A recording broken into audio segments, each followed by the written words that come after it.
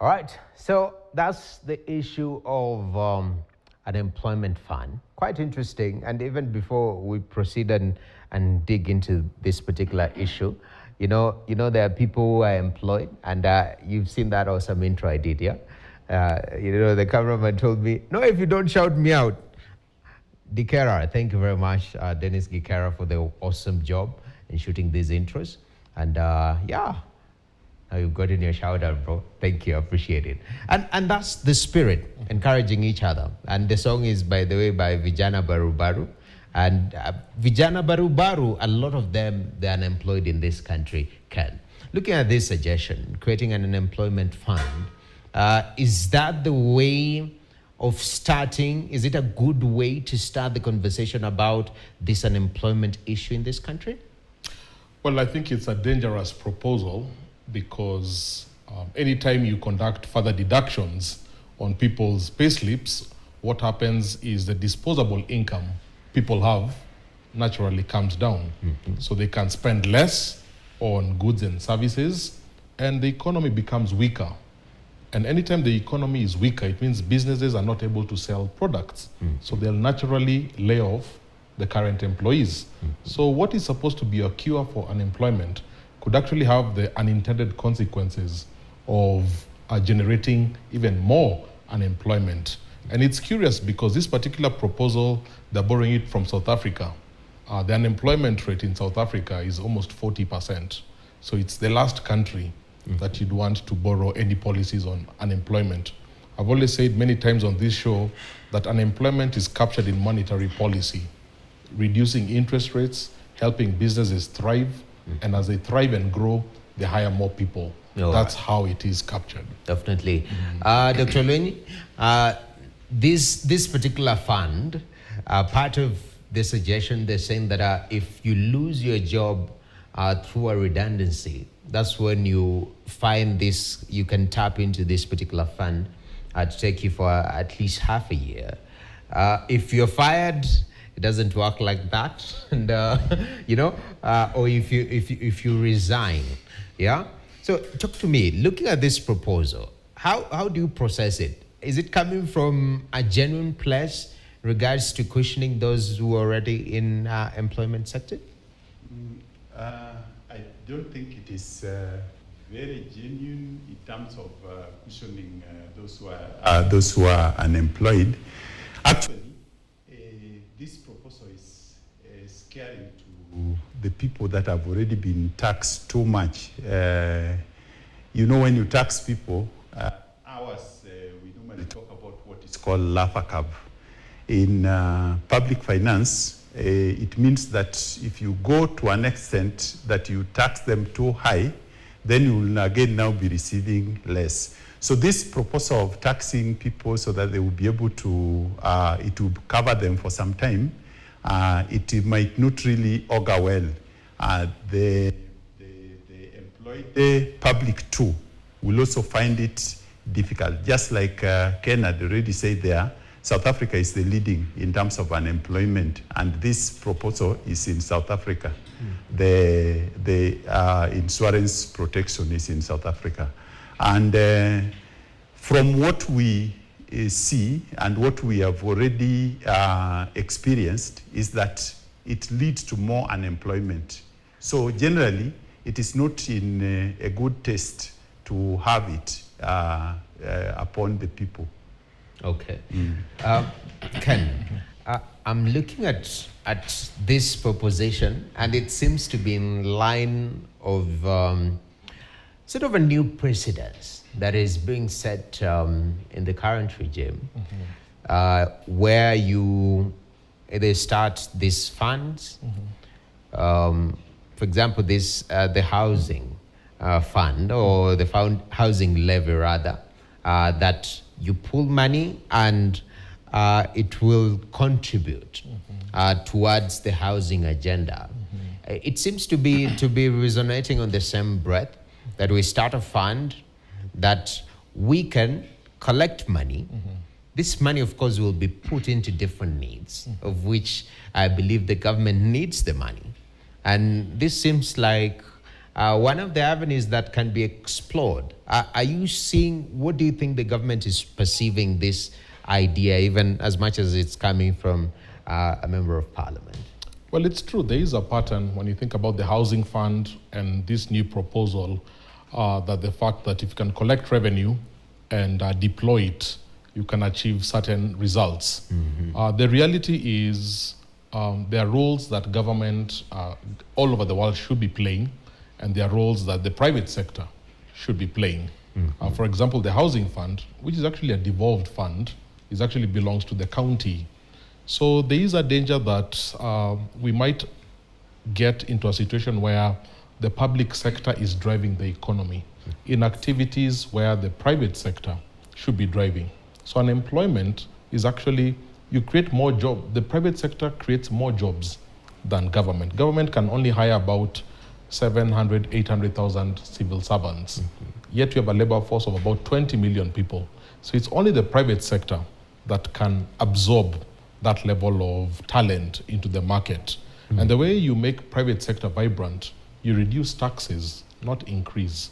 You reduce interest rates, not increase. You create a regulatory environment that is fairly business friendly. That's when businesses thrive, investors come, and more jobs are created. Anything short of that, you end up with theories that might not actually have actually. And Ken, maybe just to follow up on that, I'm looking at this issue of unemployment. First of all, South Africa, where we are borrowing this from, I mean, we can take an idea and sort of customize it to make it more suitable for the local market, which is okay. So it's not an issue of incentivizing being unemployed, almost like the welfare state that we've seen. If you're unemployed in the States, you can get food stamps, all manner of support that the welfare system has put in place. This one seems to be it's just to cushion you when you lose your job via redundancy.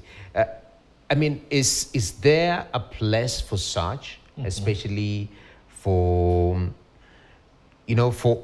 a way of cushioning this employees? That's one. Is there a better suggestion to us that without necessarily involving a level of taxation? No, absolutely. The one thing South Africa gets right is they capture their statistics well, no matter how grim. So when I talk about 40%, it's a reflection of the reality. Here in Kenya, we talk about unemployment being at 5%, which of course you and I know that can't be the case. In fact, if it was the case, we would not even need this policy. 5% is a pretty good target for unemployment. So it tells you, first of all, we are not embracing the reality of the statistics. And I wish when the administration came into power, the first thing they should have asked is, what is the real unemployment rate? Forget the 5% that the Bureau of Statistics tell us, because you and I, you just have to walk down CBD to realize it's not 5%. Can we start calculating our true unemployment rate? And if it's 30%, 40%, now can we start thinking about the solutions? And there are solutions. As I said, the best solution is to create a vibrant business environment where businesses are growing and hiring people. But there are temporary measures. In the United States, they have what they call unemployment benefits, where if you lose your job over the next 1 year, 2 years, you are able to get some unemployment income to support you. So there are those models. But ideally, what you always want to do is make sure that businesses are hiring, because that is the natural place for curing unemployment. Thriving businesses that are expanding and need more and more talent. Okay. That's very interesting. And I don't know, Dr. Tobias, now I'm thinking about the best way to approach this issue of unemployment. Maybe if you are in a position, I know your specialization is in public finance. If you are in a position to sit down with these MPs and craft something about unemployment, yeah? And because, it's part of the few sort of solutions that you're trying, we are seeing come on board, being tabled, touching on the issue of employment and unemployment in that regard. But how can they craft this bill better without that taxation element? Are there suggestions that we can put forward in a legislative format that can turn our tides around when it comes to unemployment in the country? First, they need to get the figures right. Like you see, the current rate of unemployment is 5% in Kenya, which might not be true. But then once they have gotten the figures right, need to know which group are not employed most. Generally, it is the youth. So the legislation should be crafted in a way that the youth are covered. In other words, we look at what is it that the youth can do in terms of employment, what kind of job opportunities would be better suited for the youth, and then draft the legislation towards with a bias to those jobs that will be favoring the youth. Mm-hmm. For example, if our youth are more technologically enabled, then the bill that should go to the parliament should actually be the one that enables the youth to carry out business or jobs that are related to technology. I think last week we discussed the issues of taxing technology. Mm-hmm. Those are the things that should be lowered so that we can actually have our youth getting a space in terms of employment. So I think the unemployment should not be that blanket, but rather we look at the youth population, target them with a legislation that will actually help out on that. Mm-hmm. However, just to say something on this one, mostly our employment is informal. Not much is in the formal. So the formal employee will actually get too much burden with this bill. So that's why probably it is good to not to go this direction, but craft a bill that favors the youth so that they can actually get more employment on that area. Okay. Yeah. Ken, from a public perspective point of view, is there a feeling, especially for those who are in the formal sector, is there a feeling that maybe our legislators coming up with such a suggestion, either they don't really understand where we are in regards to the current taxation regime and how it impacts on the formal sector, but also even the macro environment and how it's hitting on the payslip? Might there be that feeling maybe you guys are not really in touch if you can come up with a suggestion and say, oh, we can add another 3% in the name of protecting you in case you're fired? Yeah, no, I think it's more than just a feeling. I think there is that disappointment that the hustler narrative of business and any form of business should thrive, it seems to be evaporating. But even in the clip you've just played, you've seen Ndindi Nyoro there asking, are you guys sure that the Kenyan payslips are ready? So you can see even at that level, he's contesting that proposal and asking the payslip, can it support any further deductions? This month people got a double cut with the housing levy. So you had another 3%, and the cost of living is going up. So it seems that even amongst their collegiate discussions, there are doubts as to how much, and that was the premise behind Maandamano. And nobody wants us to go back to those Maandamano days. So I think it's a time that they reflect on really the quality of our economics.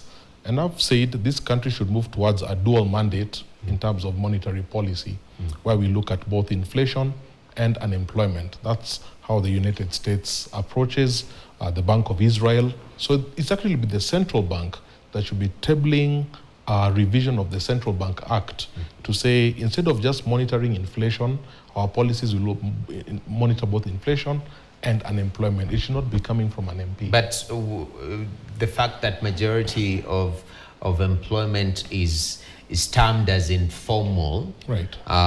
economy or lie in that sector, as Dr. Lenyi said, will that pose a challenge? Will there be a mechanism to sort of, if at all we're going with the statistics and a lot of people are not in that radar, how do they approach it?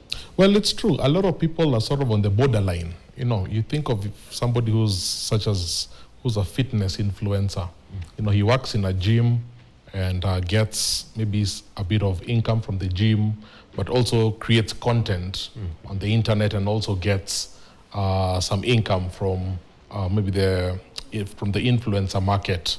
You know, such a person's income is a bit intertwined.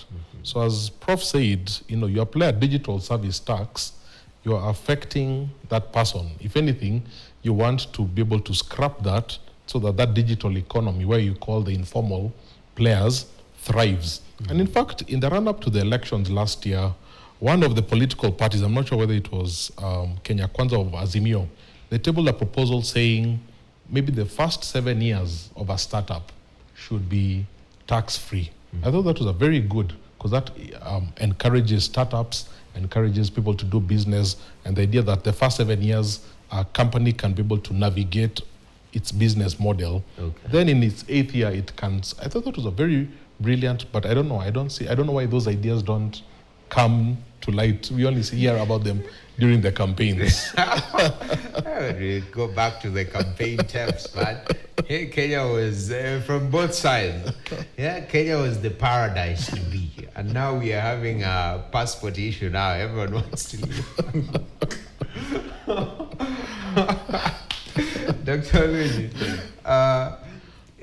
in that regard, because you've brought up the informal sector, and that has been sort of a hard nut to crack for the government, the informal sector, in a way to incentivize people to come into the not only tax bracket, but in a formal engagement with the government.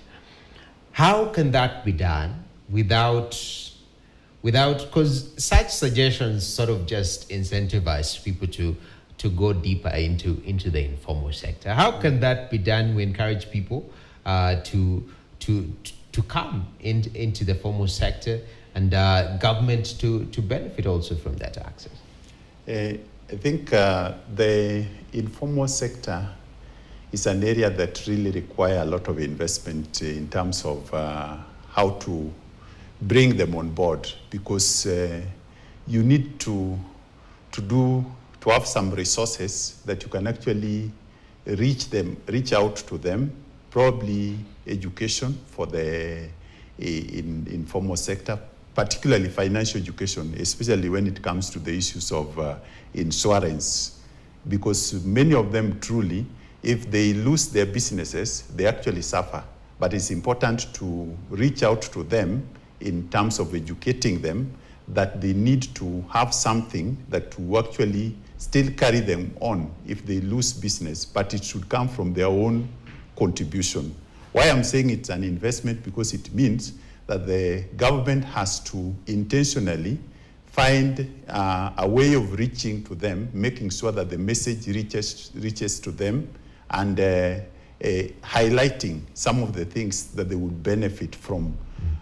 So this one requires that the government must spend some resources and ensure that some people are able to educate them on this. Okay.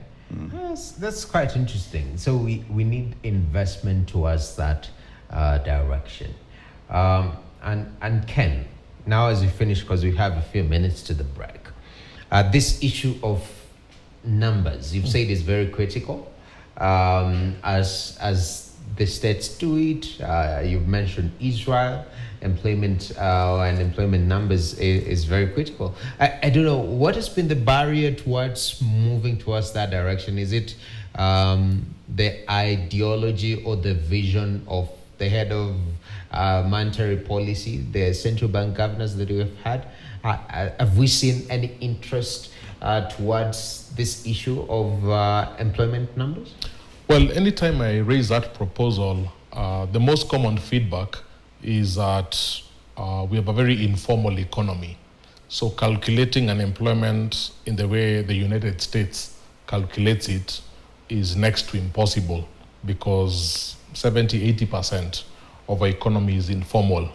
But I've always said that's fine. There's nothing that stops us from having two records to show how many jobs have been created in the formal sector and how many have been created in the informal sector.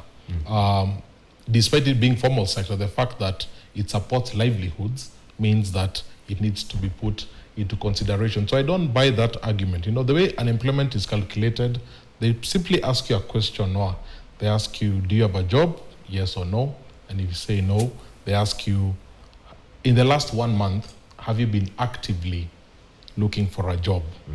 Now, the problem in this country is people have been unemployed for so long that they even stop looking for jobs. They end up, hustling. Yes. They stop going for interviews and jobs. So if somebody says, no, I've not, then they are not considered unemployed, which is a big, and that's what that minister, the MP was saying in that clip, that a lot of people have been looking for jobs for so long that they even stopped applying, they've stopped going for interviews. And unemployment numbers only if you say yes, that you've been actively looking for a job. So if you've been doing some farming in the farm or applying for other things, then you're not technically considered and that's why our numbers are at 5.5%. Yes. But if everybody answered that question in the right way, I would expect we would be close to where South Africa is 35-40%. Okay. Yeah.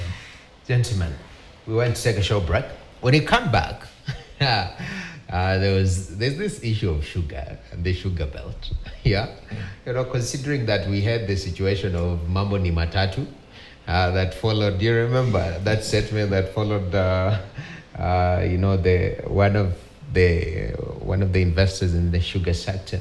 We want to look at government proposition. What they're saying they need to do to revive the sugar sector, and whether those propositions are viable.